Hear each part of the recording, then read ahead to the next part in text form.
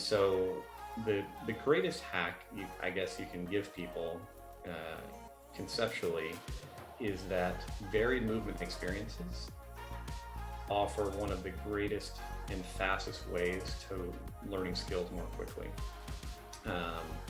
The kind of underlying factor in all this from our perspective is that we tell people that your brain wants to be safe, right? Number one, first and foremost, the job is not to perform. Your brain actually doesn't care if you can, win a gold medal. It cares that you survive the attempt at winning the gold medal at the most basic level. And so we use this concept of mapping all the time, right? If you've ever been driving in your car using your GPS and all of a sudden you lose contact with a satellite and now you don't know where you're going, all of a sudden what do? Well, you slow down, you start getting a little bit more nervous. Sometimes you have to pull over, you do something really clever like hold your phone up to the sky. But, it's closer, right? If I just get it a foot closer, I'll find the satellite. So we do all these kind of weird behaviors because we don't know where we're going. And movement works very much the same way. So if you're trying to learn something new and you've not had the opportunity to build a map for what those movements feel like, it's gonna be supernatural for your brain to feel threatened.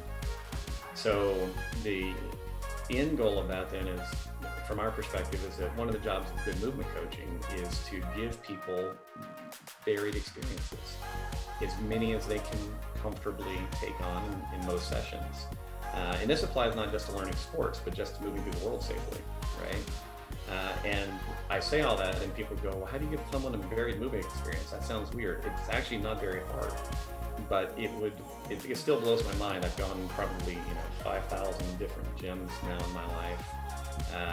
And what we see are kind of industry standard training programs, which are fine for what they are.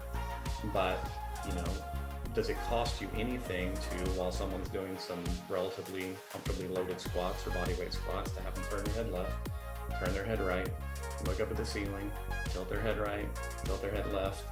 Those sound like, why would I do that? That's not perfect technique. I understand that that's not what we're teaching someone to do in a powerlifting meet. But if I'm trying to prepare you to pick a box up on your shoulder, what are you going to do? You're going to put it on your shoulder, you're going to tilt your head left, and you're going to try and get up and down out of the truck. So the simple example here is that it doesn't have to be weird or strange or complicated. We can offer movement variety, visual variety in almost everything we're already teaching. And the benefit of that is we make the brain feel less threatened if it's required to go into any of those positions or adopt any of those aspects of movement in something new.